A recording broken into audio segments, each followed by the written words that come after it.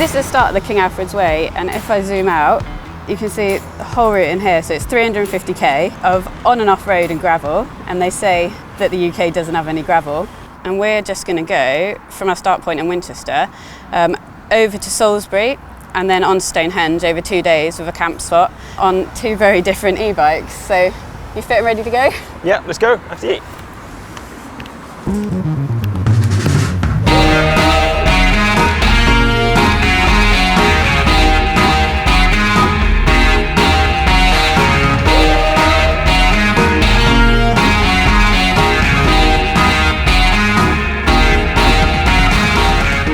So we're going to do King Alfred's Way. Where does that route all go?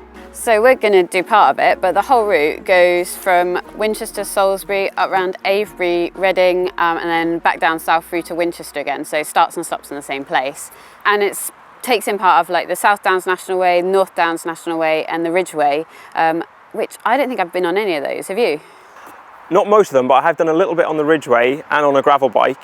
But it'd be interesting to see how this e-gravel bike compares to that, especially on the sharp little pinches that we get.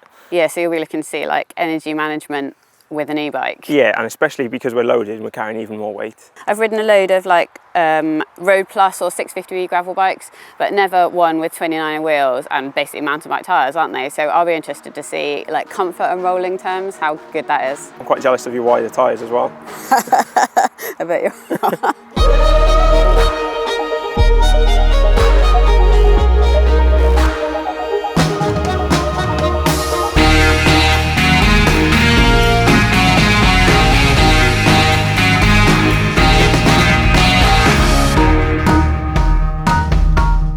So what do you reckon about 25k an hour being top speed? Are you happy just sitting at 25k when it's fully loaded?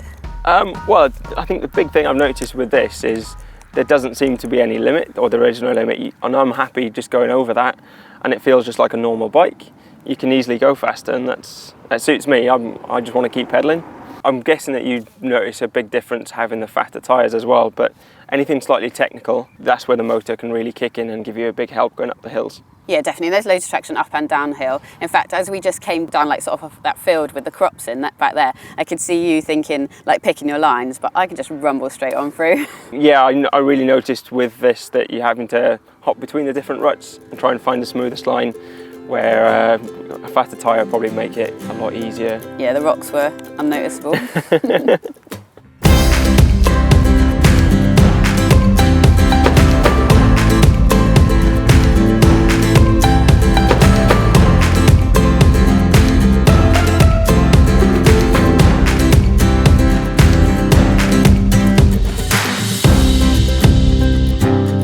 I reckon that if we're riding e-bikes, and so then I have a little bit extra energy because they power me, right? I should be able to bring a luxury, which is I stuff the AeroPress and some coffee into the top of the bag.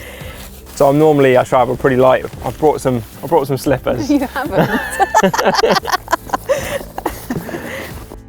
So what have you bought tent-wise? So this is called a Gatewood Cape. So it's not really a tent, it's not really a bivvy bag. It's kind of a mixture of lots of different things. Right.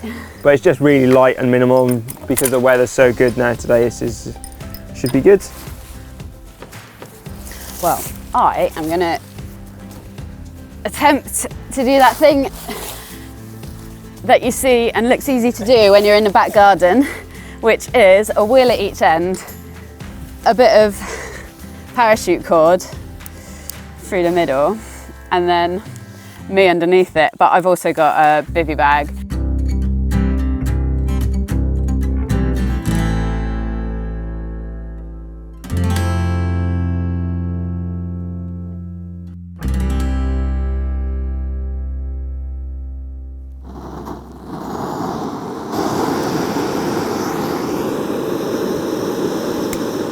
Is cafetiere coffee of choice in the morning when you're at home?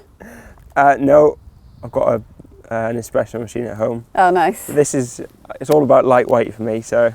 Yes, and if that all fits into that mug. That's it, yeah. You can create that in, you can even get your gas in and everything, so it's all nice and neat. Yeah.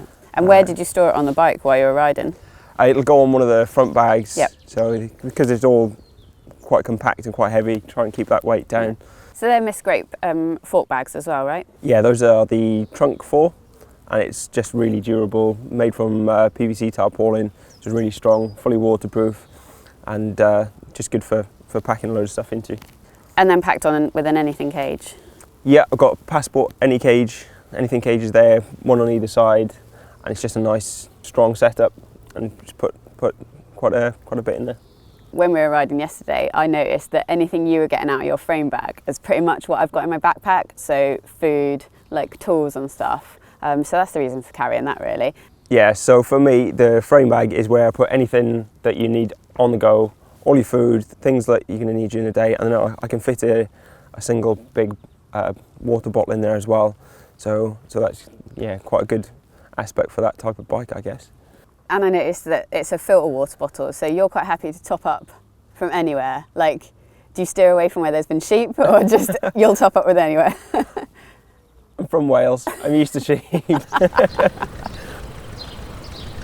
So what's the plan today?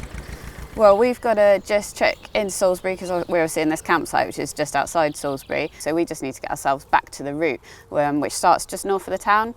And so we'll start at that old Sarum Castle and have a look and see what's going on there. And then we are going on to Stonehenge today, which is kind of ace because it ties in so well with the weather. So the clocks have just gone forwards, haven't they? We've got like beautiful light evenings, and there's just been the spring equinox, which is celebrated at Stonehenge. So, yeah. Yes, apparently someone had to move the stones back. Is that right? I don't know about that. Is that true? Bike's on. I had quite a lot of battery left, so like I'm on 4 bars after 40k. What about you?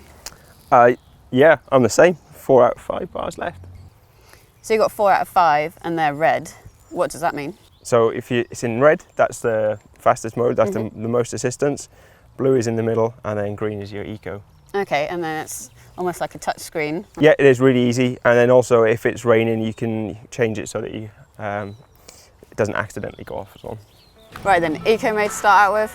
Yeah, I think so. Right, okay. You want to go first? Right, let's go.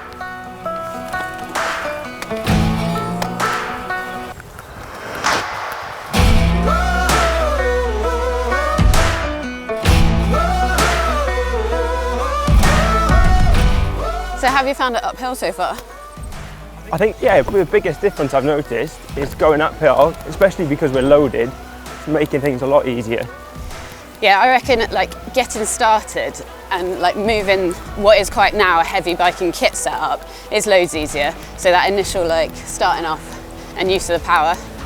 Yeah, and some of the technical climbs where it's off and on the power, having that extra little bit of help, again, especially because we've got extra weight on them, that's where a little help in hand is really good.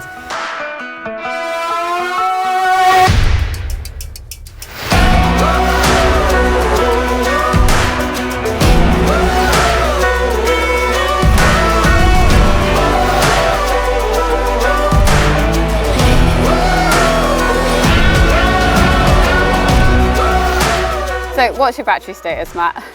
So at the moment, down to 2 as well as yourself, and I think considering this bike's got a smaller battery, I'm quite impressed. Yeah, so you've got like 250 watt hour battery compared to my 630 watt hours. It's pretty impressive from both bikes. So moving on from here, you've ridden gravel bikes on this kind of terrain in this sort of area, and now e-gravel bikes. Can you see a future for them? Yeah, I think so. I think if you were doing really long trips, more than 2 nights, you might want to take your battery with you. But then the beauty of having e-bikes is that extra weight isn't really going to be a factor. Yeah, true. So you're saying take the battery charger. Yeah, and especially if you're staying in campsites, you've got to probably be able to charge them up somewhere as you're going along, and then you're not going to have so much range anxiety. We've been out on this lovely route, like using some real nice byways that are like properly well maintained, and it's still an adventure on these e-bikes, right? We've just got this added element that we have to like keep tabs on, and maybe like you say with the battery charger, is make sure that we've planned for that. Yeah, I think, well, we haven't had them in like the fastest modes. We're still putting effort in and still having to work in some places. So yeah, I think it's a bit of a mix. Yeah, definitely. So it pleases both parts of you, the racer and the fact that you get to adventure like with a loaded kit as well. With this, it's really nice. When you do hit the roads, you can go faster and you just don't feel, you know, there's no resistance from the battery and from the motor. So that really suits me. That's what I really like about this setup. So, do you reckon you'll pick up an e-gravel bike again? Yeah, I think so. What I'm going to plan to do is try some different routes, and there might be some routes where I thought an e-gravel bike might not be ideal, but having a little bit of extra assistance will get you onto different places and different tracks. Yeah, definitely. And I guess that if you're finding routes and you end up going the wrong way and at the bottom of the hill, it doesn't really matter because you can just like use the assistance to get you back up. Yeah, as we've found out a couple of times on this trip. Yeah. From riding these together and us being different levels of fitness, and also from me riding e-bikes with my friends, they're like a total leveler. So you can put a group of you together, so a group of mates or a group of different riders, and the e-bikes sort of like level that playing field. So as long as you're managing battery, you can all ride at the same pace, right? Yeah, I think so. It'd definitely make it a more social ride, and on the climbs where, you know, otherwise you might be stringing each other out, that's where, yeah, you could all stick together and probably enjoy it more. So we'll have to come back and do the other, 290, 300k again sometime? Yeah, I think so. If we bring our chargers back, we can do the full route. Yeah.